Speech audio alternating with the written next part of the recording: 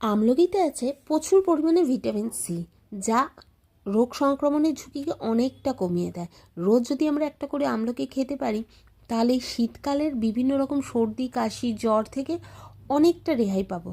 কিন্তু বাচ্চারা তো আর এর পুষ্টিগুণ বুঝবে না। এর কষ্টা স্বাদের জন্য বাচ্চারা এটাকে অ্যাভয়েডই করে। আমরা বড়রা হয়তো কষ্টা লাগলেও খেয়ে নেবো শরীরের জন্য, কিন্তু ছোটদের কিভাবে খাওয়াবো? এই ছোটদের যাতে এই আমলকি খাওয়ানো যায়, তারই একটা রেসিপি তোমাদের সাথে আজকে শেয়ার করব। কিছু আমলকিকে ভালো করে ধুয়ে আমি সিদ্ধ করে নিয়েছি 10-15 মিনিট, তারপর ব্লেন্ডারে পেস্ট মতো করে নিয়েছি। তারপর একটা প্যানে সামান্য একটু ঘি দিয়ে এই পেস্টটা ঢেলে দিলাম। তার সাথে আমি একটু গুড় অ্যাড করলাম।